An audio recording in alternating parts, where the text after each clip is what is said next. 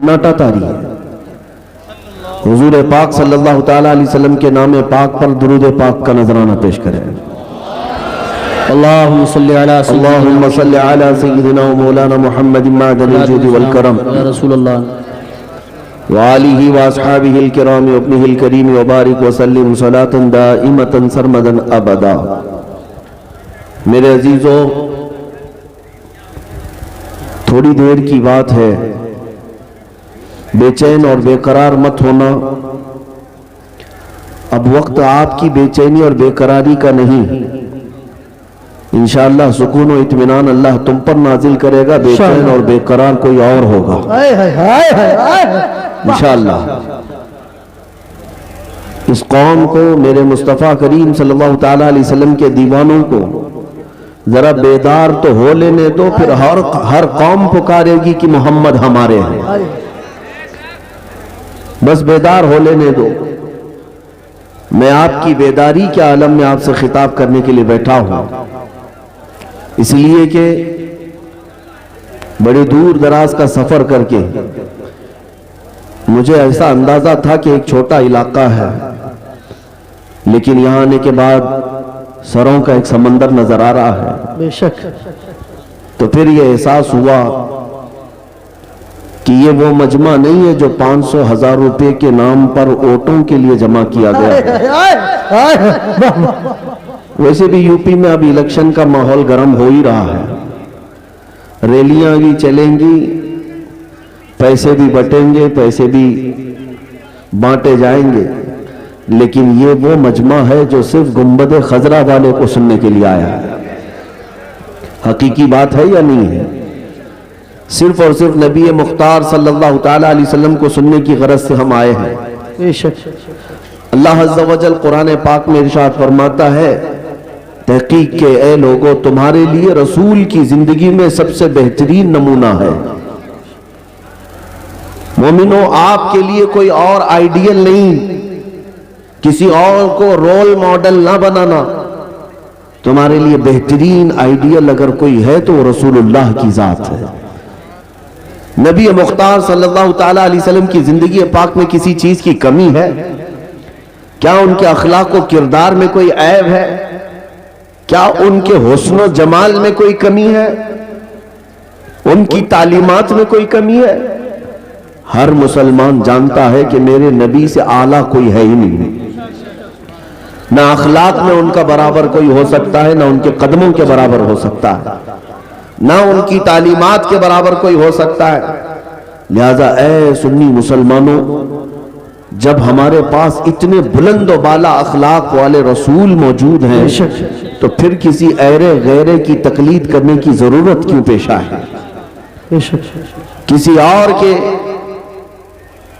फिदा होने के लिए, किसी और के फैन बनने की जरूरत क्यों पेश आई?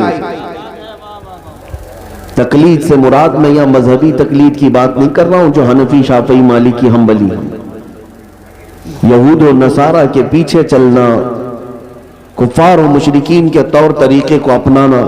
मुसलमानों, ये आपको जेब नहीं देता। जिसके पास सबसे बड़ी ताकत मौजूद है वो किसी और की तरफ देखे, ये तुम्हारी शान के खिलाफ है। आपको पता है, दुनिया की दूसरी कौमें मेरे नबी पाक की सीरत पढ़ पढ़ करके बुलंदियों को छू रही है। साइंस की तरक्की करने वाले नबी पाक की हदीसों से मिला मिला कर देख रहे हैं कि हमने जो तहकीक की है, क्या वो मोहम्मद सल्लल्लाहु अलैहि वसल्लम की बातों में भी पाई जाती है?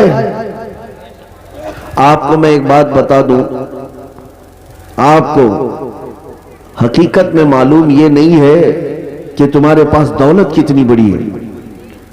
उस साइंटिस्ट की बात मैं आपके सामने करता हूं जिसने सबसे पहले वो डार्क स्पेस, समंदरों में, ओशियन सी में, अटलांटिक ओशियन में एक ऐसी जगह है जो इतनी अंधेरी है कि हाथ भी निकालो तो नजर नहीं आएगा। इतना अंधेरा है वहां पर कि सूरज की रोशनी भी नहीं पड़ती। ये समंदरों के बीचों बीच एक जगह ऐसी आती है, तो सबसे पहले जिसने ये जगह खोजा, तलाश किया, اور پھر آ کر کے قوم کو بتایا کہ سمندر میں میں نے ایک ایسی جگہ دیکھی ہے جہاں سورج کی روشنی پڑتی ہی نہیں اور اتنا اندھیرا ہے کہ آدمی اپنے ہاتھ کو بھی نہیں دیکھ سکتا. توجہ چاہتا ہوں, 18ویں صدی میں اس نے یہ انکشاف کیا, تحقیق کر کے معلوم کیا. اب جب اس نے آ کر کے یہاں یہ بات بتائی, ایک عالم دین نے قرآن کی آیت پڑھ کر سنائی. اللہ تبارک و تعالیٰ قرآن پاک میں ارشاد فرماتا ہے سورہ نور میں, او کظلمات فی بحر اللجی یغشاہ موج من فوقہ موج من فوقہ سحاب ظلمات بعضها فوق بعض اذا اخرج یدہ لم یکد یراہا. قرآن پاک میں اللہ تعالیٰ فرماتا ہے کہ ایک ایسی جگہ ہے جہاں اندھیریوں پر اندھیریاں ہیں, اور اگر آدمی اپنا ہاتھ بھی نکالے تو اسے ہاتھ بھی نظر نہیں آئے گا. قرآن پاک میں یہ آیت موجود ہے.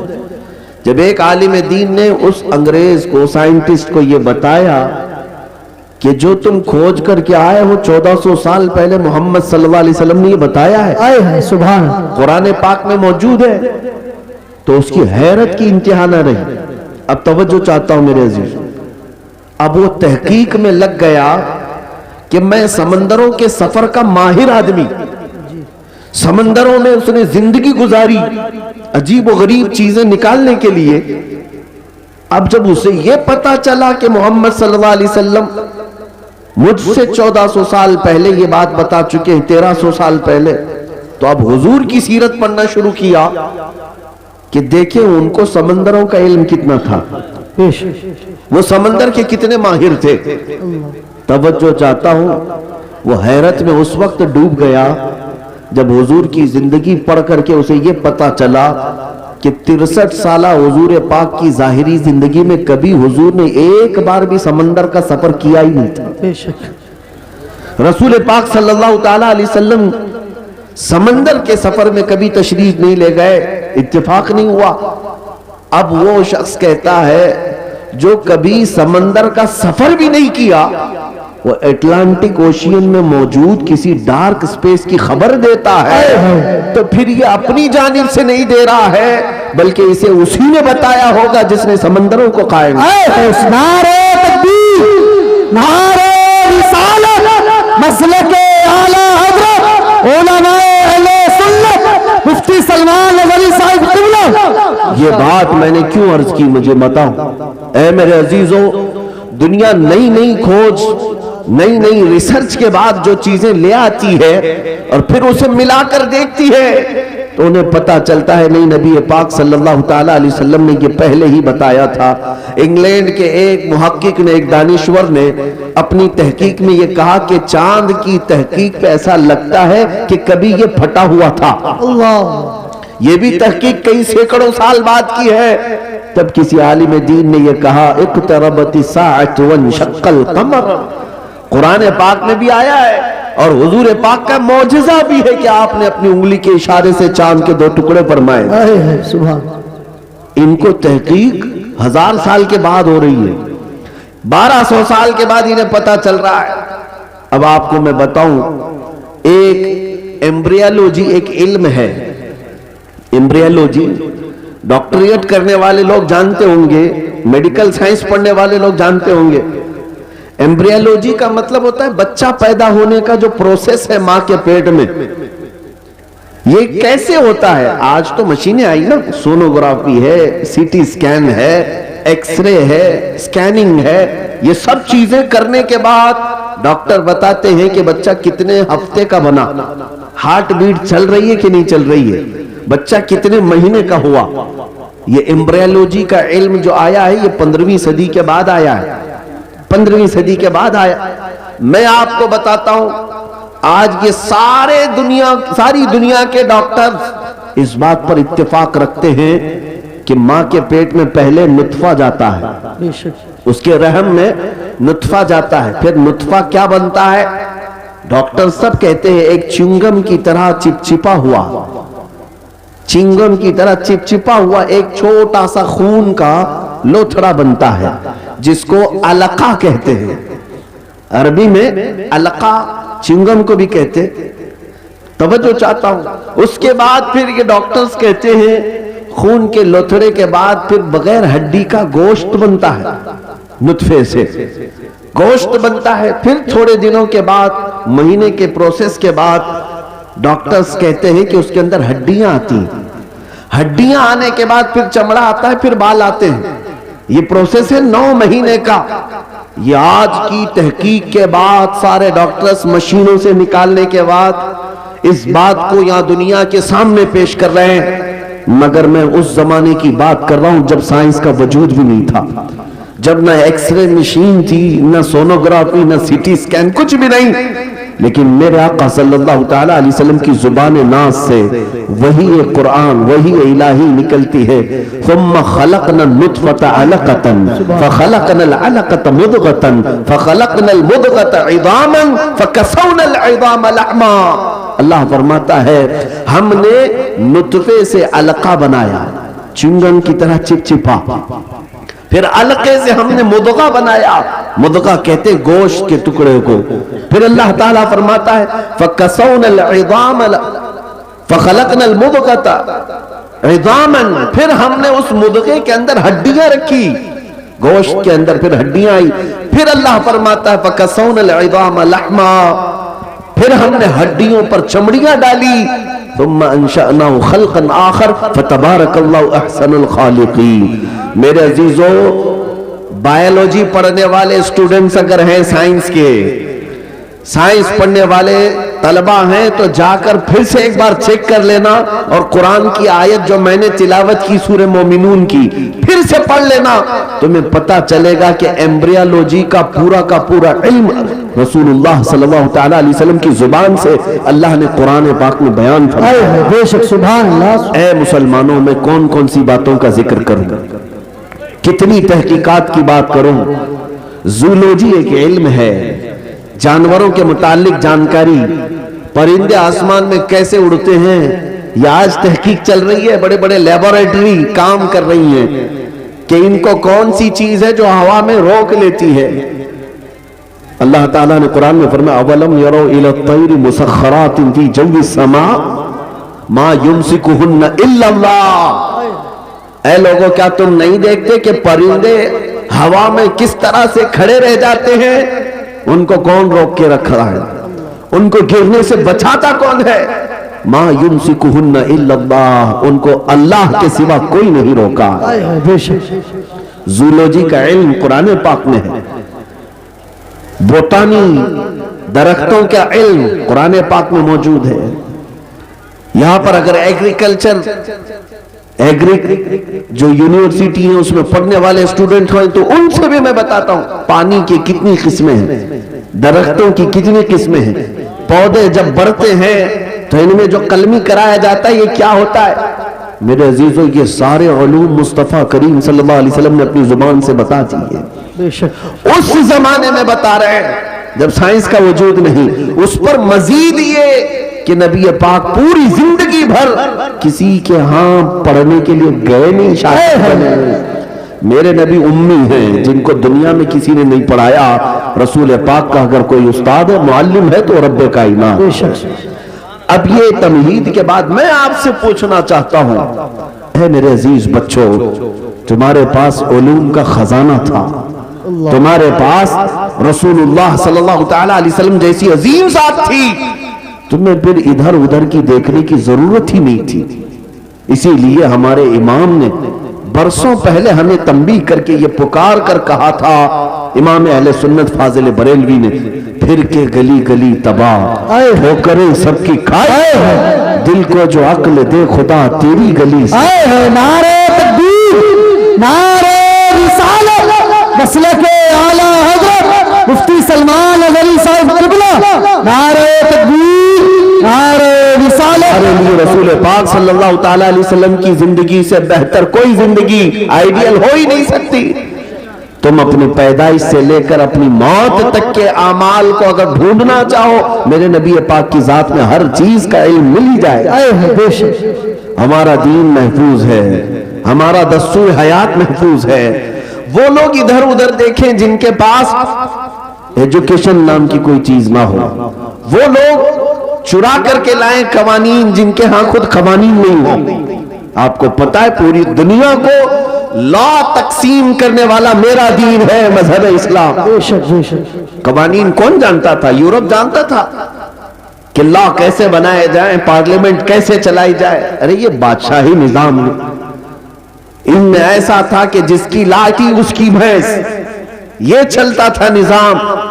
ये इस्लाम है जिसने हर चीज के उसूल बनाए, कवानीन बनाए। आज आप क्या समझते हैं, फुक़हाए किराम ने जो कवानीन मुरत्तब किए हैं ना, वो आज के जमाने के बड़े बड़े लॉ किताबों से भी बढ़ करके हैं। तुम्हारे दीन में कमी किस चीज की है? किस चीज की है? क्या ना अखलाक की कमी है, किरदार की कमी है, इल्म की कमी है? सारी चीजें हैं। कमी सिर्फ तुम्हारी है कि तुमने तवज्जो करना छोड़ दिया। उनके जो हम गुलाम थे, खल्क के पेशवा रहे, उनसे फिरे जहां फिरा, फिर आई कमी वफा। और आज बहुत सारे लोग ये समझते हैं कि हमारे पास माल और दौलत नहीं इसलिए हम बिछड़े हुए हैं। जी जी। हमारे पास सियासी ताकत नहीं है इसलिए हम बिछड़े हुए हैं। हमारे पास इक्तिदार नहीं है, क़यादत नहीं इसलिए हम बिछड़े हुए हैं। हमारे पास डिपार्टमेंट में या फिर किसी भी अच्छे ओहदों पर हमारी नुमाइंदगी नहीं इसलिए हम बिछड़े हुए हैं। नहीं मियां, मैं कहता हूं सबब कुछ और है जिसे तू खुद समझता है। तुम्हारे बिछड़ने की वजह, तुम्हारे पसमानदगी की वजह जो तुम सोच रहे हो वो नहीं है। सबब कुछ और है जिसे तू खुद समझता है।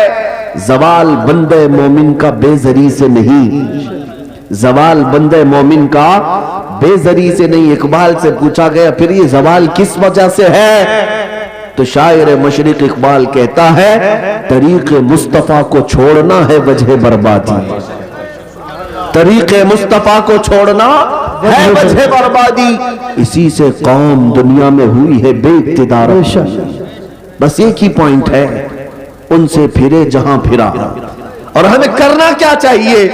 तो इकबाल यही कहता है अगर फिर चाहते हो इज्जत व वक़ार, हमें करनी है शहींशाह बतहा की रजा जोई। हमें करनी है शहींशाह बतहा की रजा जोई।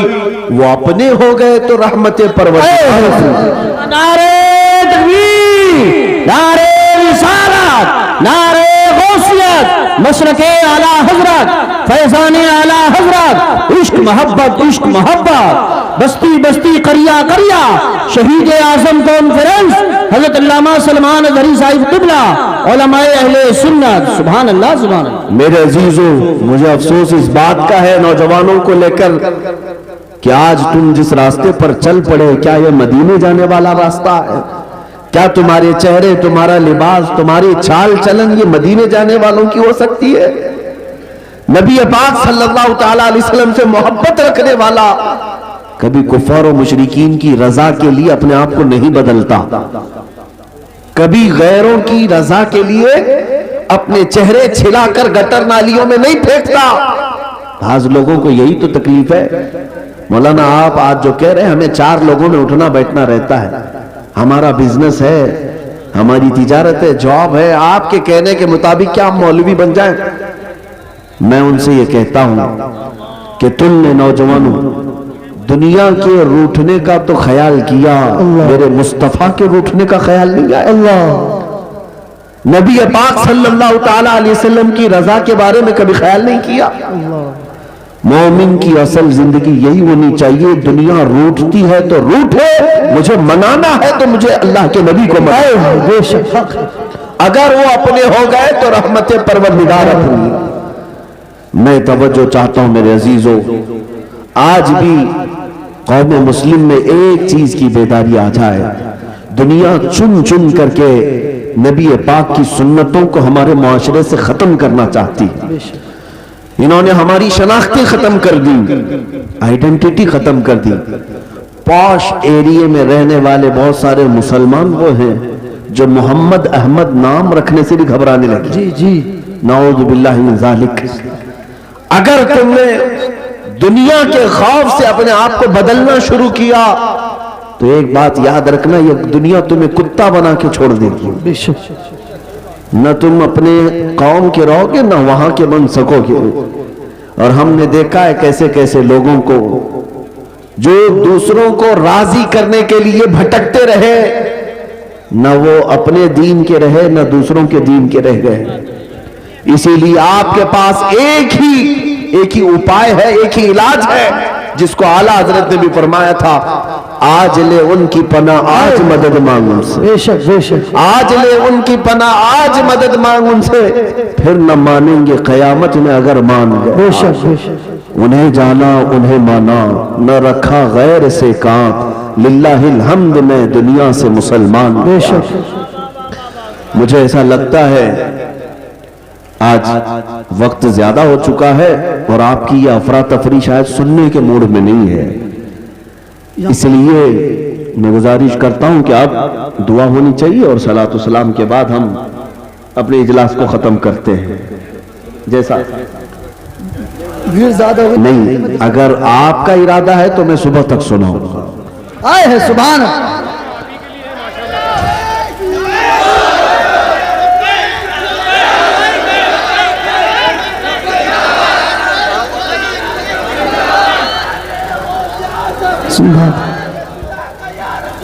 یا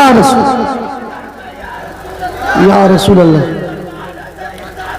زندہ باد، اللہ اکبر، یا رسول۔ مراد آباد والے ہیں، ڈھکیا والے ہیں یا آس پڑوس والے ہیں، جتنے جمع ہیں، شاید ہو سکتا ہے ٹھنڈیوں نے تمہیں ٹھنڈا کیا ہو، اور مجھے اچھی طرح سے معلوم ہے تمہیں گرم کیسے کرنا ہے۔ تھوڑی دیر کی بات ہے، تھوڑی دیر کی بات ہے۔ یہ جو مجمع ہے، یہ جو تمہارے چہروں کی مسکان ہے، یا یہ جو تمہارے نعرے ہیں، یہ صرف اور صرف یہاں منبر پر بیٹھے ہوئے لوگوں کے لیے نہیں ہے۔ تمہارے نعرے کفر کی دھرتی میں بھی زلزلہ لاتے ہیں۔ آج دنیا پریشان ہے کہ ہم نے جن چیزوں کو ختم کرنے کی کوشش کی تھی، اب ہر محلے سے لبیک یا رسول اللہ، ہر بستی سے لبیک لبیک کی صدائیں آ رہی ہیں۔ اسی لیے ہم کہتے ہیں اسلام کی فطرت میں قدرت نے وہ لچک دی ہے، جتنا ہی دباؤ گے اتنا ہی وہ ابھرے گا۔ ہاں، کچھ بات تو ہے کہ مٹتی نہیں ہستی ہماری، کچھ بات تو ہے کہ مٹتی نہیں ہستی ہماری، صدیوں رہا ہے دشمن دور زماں ہمارا، باطل سے ڈرنے والے اے آسمان، باطل سے ڈرنے والے اے آسمان ہی ہیں ہم، 100 بار کر چکا ہے تو انتہا ہمارا، توحید کی امانت سینوں میں ہے ہمارے، آسان نہیں مٹانا نام و نشاں ہمارا۔ جن لوگوں نے آج اپنے طاقت کے بل بوتے، اپنے تخت کے بل بوتے، اپنی سیاست کے بل بوتے یہ اعلان کرنا شروع کیا کہ ہم مسلمانوں کو کاٹیں گے، ماریں گے، قتل کریں گے، اسلام کو مٹائیں گے، خاک مٹائیں گے، تم سے تمہاری کھجلی نہیں مٹائی جا سکتی۔ کیا خاک مٹاؤ گے؟ تم کیا سمجھتے ہو اسلام کسی محلے کا مذہب ہے؟ کسی ایک بستی کا دین ہے؟ اسلام کی جڑیں تحت الثری میں ہیں اور اس کی شاخیں اوجہ ثریا پر۔ اس درخت کو ہلانا تو دور کی بات ہے، اس کے پتے کا بحال بیکا کرنا بھی مشکل ہے۔ دنیا بہت کوشش کر کے دیکھ چکی، تمہارے پاس کتنی طاقت ہے، نہ قارون کے برابر ہے، نہ شداد کے برابر ہے، نہ فرعون کے برابر ہے، نہ حامان کے برابر ہے۔ بڑی بڑی طاقتیں آئی لیکن دین حق کو کبھی نہ وہ مٹا سکی تھی نہ مٹا سکیں گی۔ اور ہم تو یہ کہتے ہیں یہ جو تم ظلم کا ماحول گرم کر رہے ہو، اسی وجہ پر میں آج گفتگو کر رہا تھا، یہ تو ہمارے اعمال کی شامت ہے۔ ہم بھٹکے ہوئے تھے، ہم بھٹکے ہوئے تھے، ورنہ قرآن میں اللہ نے فرمایا وَلَن يَجْعَلَ اللَّهُ لِلْكَافِرِينَ عَلَى الْمُؤْمِنِينَ سَبِيلًا، اللہ ہرگز کافروں کو مومنوں پر غلبہ نہیں دیتا، ہرگز نہیں دیتا۔ لیکن یہ آج کے حالات اس لیے ہیں کہ ہم راستہ چھوڑے ہوئے ہیں۔ ایک بات میں آپ کو بتاؤں، آج کے حالات کے تناظر میں ایک بات میں کہوں، بغداد میں مسلمانوں کا ملک، تاریخی وراثت ہماری رہی ہے، تتاریوں نے حملہ کیا، تباہ و برباد کیا بغداد کو، اور اتنا برباد کیا کہ مسلمانوں کی کھوپڑیوں سے مینار بنائے، دریائے دجلہ کا پانی خون سے لال ہو گیا۔ بادشاہ کی جو بیٹی تھی تتاریوں کی، ایک جگہ سے گزر رہی تھی، ایک ایک سچے مومن کو دیکھا ان حالات میں بھی وہ کھڑے ہو کر اذان دے رہا ہے، سبحان اذان دے رہا ہے۔ بادشاہ کی بیٹی تھی، اس نے کہا یہ اب کہاں سے آواز آ رہی جب ہم قتل عام کر رہے ہیں، گردن مار رہے ہیں، یہ کون ہے جو اذان دے رہا ہے؟ فوجی فوراً گئے اور پکڑ لائے۔ یاد نمازیں پڑھنے سے روک رہے ہیں، یہ گراؤنڈ میں نہیں پڑھیں گے، وہ میدان میں نہیں پڑھیں گے، کتنے میدانوں کو تم قبضہ کرو گے؟ ہاں تم صرف اور صرف میدانوں کو روک سکتے ہو، پیشانیوں کو جھکنے سے کبھی نہیں روک، کبھی نہیں روک۔ عبادت کا ذوق ہمارے پاس اللہ تعالیٰ کی آتا ہے۔ تو ایسے حالات میں اگر اذان دے رہا تھا کوئی، تو تتاریوں کی وہ بڑی عورت تھی، بادشاہ کی بیٹی، اس نے گرفتار کروایا، لا اس مولوی کو، اب کون ہے اذان دے رہا ہے؟ اس کو پکڑ کر کے پوچھا تجھے خبر نہیں ہے بغداد پورا ٹوٹ گیا، تباہ ہو گیا، برباد ہو گیا، لاکھوں لوگوں کی لاشیں پڑی ہیں اسی بنیاد پر کہ تم مسلمان ہو، ہم مار رہے اور پھر بھی تم اذان دے رہے۔ اس نیک و صالح عالم ربانی نے کہا ہاں سب نظر آ رہا ہے لیکن مجھے میرا رب بھی ہے، میرے لیے میرا رب بھی ہے، دنیا چاہے جو بھی ہو، جب تک میری سانس نہیں نکلے گی تب تک میں اللہ اکبر کہتا رہا۔ سبحان اللہ سبحان۔ اب سنیے، اس خاتون نے متاثر ہو کر کے پوچھا اچھا اللہ سب سے بڑا ہے؟ اللہ سب سے بڑا ہے؟ کہا ہاں اللہ سب سے بڑا ہے، اسی کی تم عبادت کرتے ہو، یہ ہمارے اور آپ کے لیے بہت ہی سوٹیبل بات ہے، تم اللہ کی عبادت کرتے ہو، لوگ یہ تم کو تانا ماریں گے اگر تم اللہ کی عبادت کرتے ہو تو اللہ تمہاری مدد کیوں نہیں کر رہا؟ یہی اس تتاری عورت نے کہا کہ تم اس کو اکبر کہتے ہو، پھر یہ بغداد میں یہ سب جو مرے ہیں یہ بھی تو وہی تھے، یہ بھی تو وہی تھے، یہ مارے گئے اور ہم لوگوں کو غلبہ حاصل ہو گیا بغداد پہ، دیکھو تتاریوں پر، وہ ظالموں کو اللہ تعالیٰ نے غلبہ دے دیا، تمہارا خدا ہی دیا ہے، پھر ایسا کیوں ہوا؟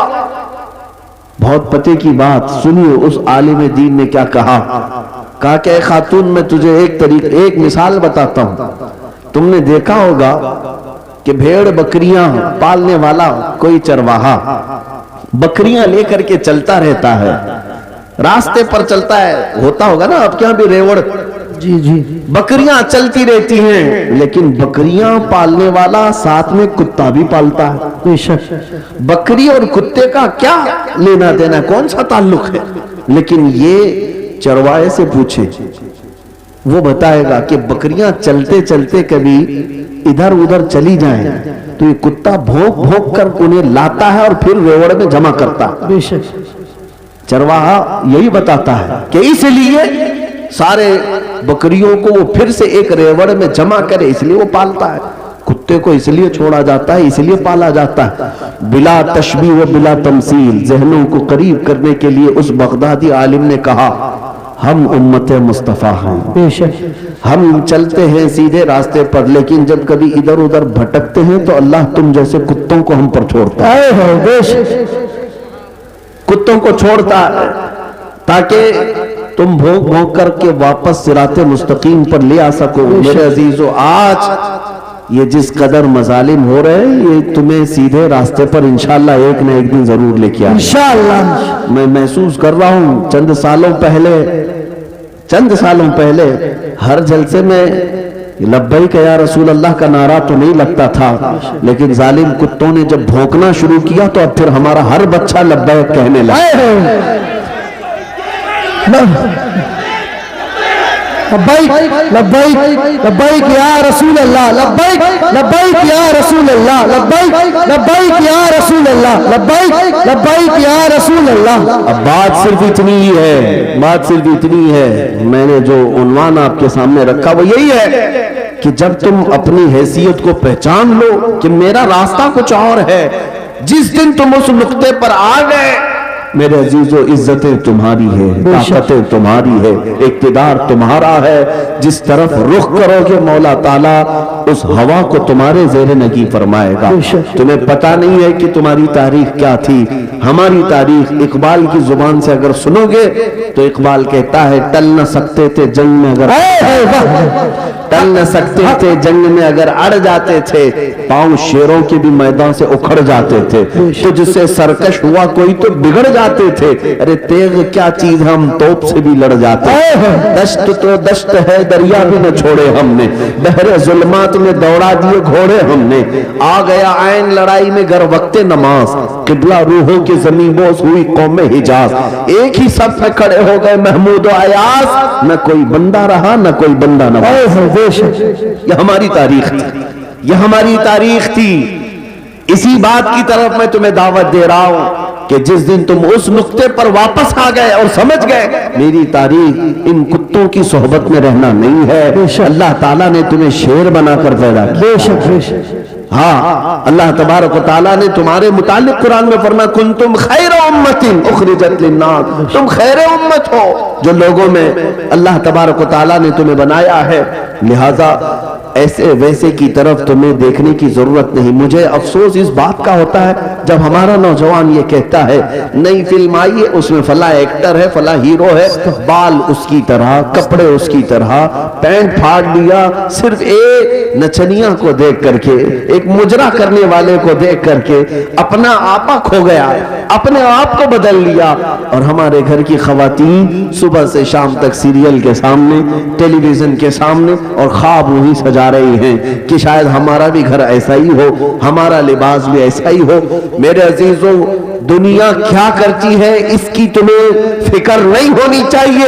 औरतें अगर किसी को देखती तो वो सैयदा कायनात फातिमा तो जहरा को देखती, कम से कम ये सीरत का मुताला करती कि उनका दुपट्टा कैसा था, उनका लिबास कैसा था, उनके रहन सहन कैसे थे। इसको छोड़कर इन्होंने आज मजाजी इश्क के और मजाजी ये स्क्रीन के ऊपर अपने दिल दे बैठे।